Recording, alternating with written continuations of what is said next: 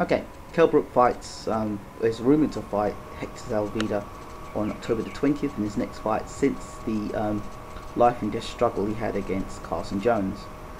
The questions need to be asked about Kell Brook now. Was that the best we saw of Kell Brook? Could he have done any better?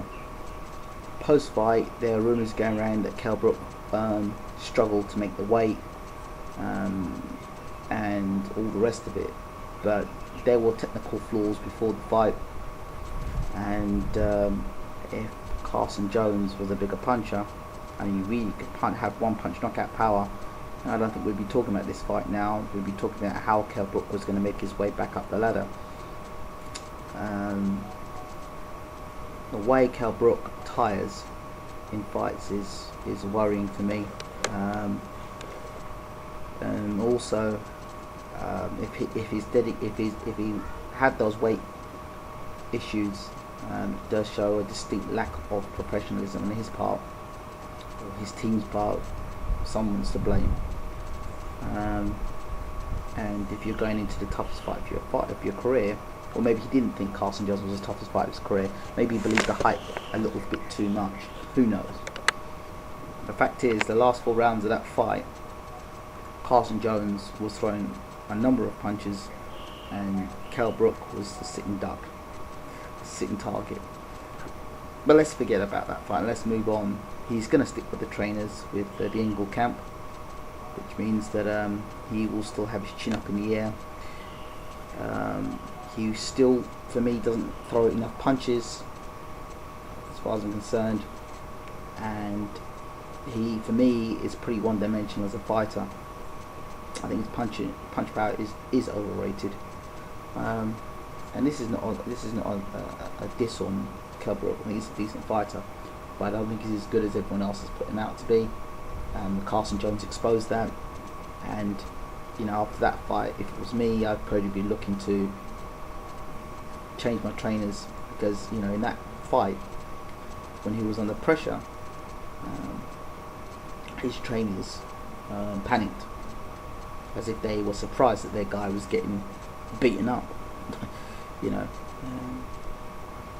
So I asked just the question, why did they feel so confident they were going to blow Carson Jones away?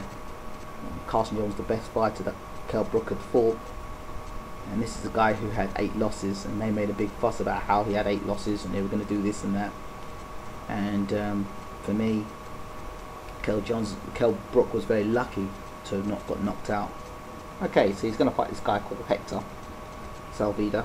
A lot of people see it as a tune-up fight for Brook, but I would be slightly concerned because Hector Salvida does carry a fair whack on him. He does have good fast combinations. Yes, he was dropped and stopped by the I think it's Saul, I can't remember his last name, but they fought on Sky Sports Live, and Hector dropped the guy, dropped Saul got up, and Hector was rushing in and got tagged with a punch, never recovered, and the other guy, Saul, finished Hector off. In terms of Saul himself, to beat Hector, he got knocked out, he got thrown out of the ring by Randall Bailey, but Randall Bailey had already dropped him, and we all know how big a puncher Randall Bailey is after his performance against Mike Jones, and he's due to be fighting, Randall Bailey's due to be fighting Devon Alexander, Eliminator, which is going to be a cracking fight. So Kell Brook's going to announce this fight, because I think Saldivia had already confirmed on his Twitter page that he is going to be fighting Kell Brook, so let's say this is the next fight. I'd like to see Kell Brook dispatch of this Hector in convincing fashion, but he needs to get his weight sorted properly and professionally, and he needs to address the issues that he had against Carson Jones, because if he doesn't, the next guy he comes up against who can punch and can fight on the inside and can put pressure on him and can hit hard enough will knock him out, and that's just being brutally honest. I mean, let's be honest, could you imagine if Randall Bailey was in there for the last 4 rounds? Could you imagine if Devin Alexander was fighting Kell Brook?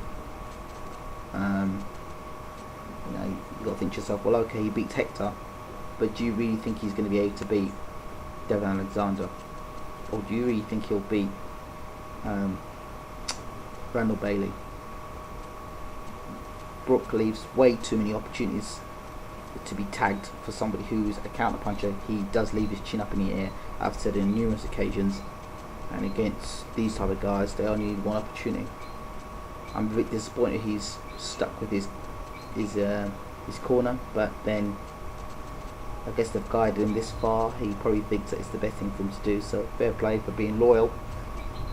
Is that going to get him a world title? Is that going to get him the IBF world title? Who knows? I don't know. But we'll find out on next Monday as Brook is going to announce the fight. We'll find out how Brook does. So don't forget to rate, subscribe, and leave your comments. I don't think I'm being harsh on Kell Brook. I just don't buy into the hype that Sky likes to give us. That these fighters are world class. Kell's a good fighter. He's a talented fighter, and I would probably like to see him